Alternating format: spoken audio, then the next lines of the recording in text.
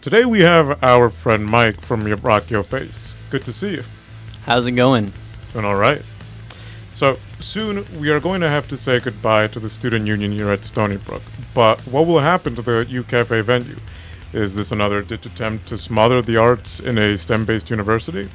Helping us out today in another way is JD, who has been covering the issue all semester. JD, it's weird to see you opposite the table. I know, Julio. I feel like I'm so far away from you. This is so weird. I know, it's like that Vanessa Carlton song. It's playing in my head right now. I mean, it's nice to be sitting on the same side as Mike, though, because I've been really digging all the shows over at the UCafe this semester. So it's nice to be on the same sides. Well, thanks. I appreciate that. Just give us a recap of some of the performances that have happened here. Well, J. Cole, you've actually covered a couple of them, so why don't you take that away? Well, I know one of the more recent ones that was really good was Marina Beach. They're sort of like a pop punk band that was there. I believe it was 4 weeks ago, and they were really good. They engaged the crowd. The first show I went to was Exocomet, and they were very unique. And I think it's cool to bring in that sort of music from all around the area and whatnot. So. But here at the university, Julio, I feel like the arts, music, just doesn't get any love. I feel like we're constantly in this, whereby the people that love music are constantly in this fight to try to have even a space to do what we love. I know, J. Cole, you are a musician. Julio and I, we love singing songs when I'm driving him to and from Huntington to try to get here in the morning.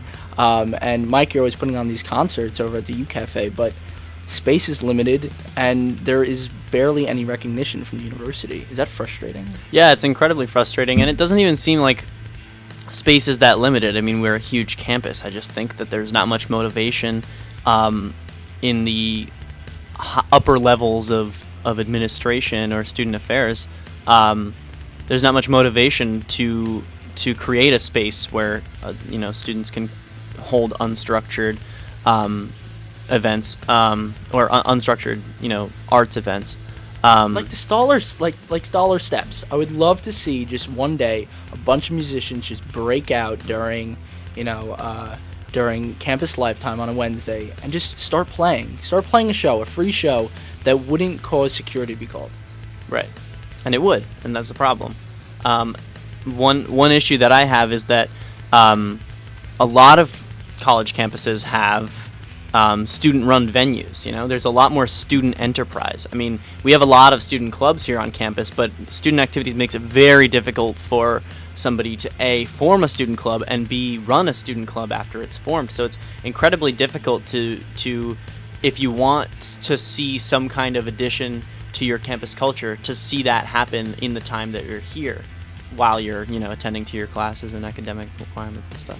It just seems weird that the administration has no, well, quote unquote, like you said, motivation to host any musical concerts. Considering, I mean, everybody likes music. Maybe not the same genres, but at least there is some kind of music that everybody likes. Don't you just think that it's weird that they would think this? Yeah, I really don't understand, because I mean, I do respect the desire to push Stony Brook forward as an academically excellent school, and it is one. But I think I'm a strong proponent of the idea that arts is necessary for a truly intellectual, truly academically driven environment. Only because with music, I mean, correct me if I'm wrong, music does require critical thinking. In academics, that also requires critical thinking. So would you say that the two go hand in hand? I think, sorry to jump in, but I feel like delineating, saying that artistic excellence is not academic is really oversighted. I think that the arts and music are academically sound options for students, and that philosophy of splitting it up, saying the arts is not academic, is part of the problem. Yeah. There are some really brilliant people out there. Look at the theater department here. I mean, I know, Julio, when on the show, we've had some people like people from Pocket Theater come on, and personally, I've been covering a lot of the theater events given by the SBU Theater Arts Department, and it's amazing. The minds that walk in and out of those theaters are above many of those that are walking out of Javits. So, And I think, like, as a real-world example of it, Dexter Holland from The Offspring, he's in a punk band, but he's also has his doctorate in science. I'm not quite sure what it is, but he's an incredibly smart guy, and those things can coexist. In fact, they need to coexist in the way that you need to have that haven to kind of, if you're studying all the time, you need to have something you can pour, the rest of that creativity into, where you can't get it into what you're studying, or, it can coexist like that, so. it's odd that we're so pushed up against the wall when it comes to not even being notified that there are things going on. Did you receive an email that the Paul Zakari gallery had a new exhibition? No. I didn't. Never. Do you get a million emails a day that you can't park in the Union parking lot for game day? Yep.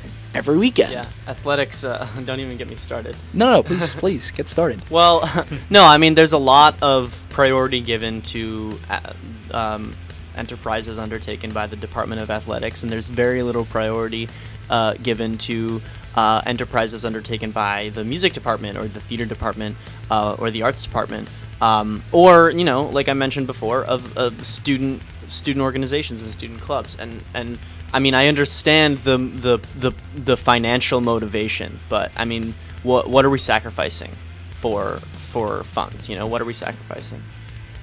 So it just all comes down to money. Athletics is seen as this huge money generator, whereas they might not see the arts as such. So what are your thoughts about that? Well, I mean, it's true, right? It's free to enter the Zucchero Gallery. It's free to enter every gallery on campus. So I don't think that should change. I don't think we should try to make arts a money-making enterprise. If we had 6 quads on campus and each one had a venue of its own, Right. could you imagine how amazing that would be? Yeah. How much camaraderie that would be for campus living, for campus dining kind of options. Imagine if say Mike, say like you now operated something out of West, right? And you were booking a 3-band show at this theater that they just kind of plop down in the middle of the quad. Even just a coffee house style setting that wouldn't even take that much infrastructure change. Yeah. I mean, you're going to have students that are going to show up. It's not going to be, 2,000 that are going to go to a football game, but you're going to have your good 30 people, 40 people, 60, 80 people and that are that's going to a show up. That's And that's a a scene. scene. And, okay, they're watching the venue, and, they get hungry. They go right around the corner to West. School's still making money that way. Mm-hmm. For sure. So what's the problem? Why are we forgetting that the arts is a thing? If Yeah. money's what it's all about, I mean, I still get to write a good story about it, but what's the issue? I think it's just a lack of trust, I guess, in the student body. The school doesn't give the students enough leeway, enough trust to really, do what they want to do. The trust that the school needs to put in its students should not be limited by what if, but what could be. In case you are just tuning in, you are listening to 90.1 FM, WUSB's In Focus segment powered by the Stony Brook Independent. Tweet us at Stony Brook Indy to join the conversation. Jake Cole, you have a review for us?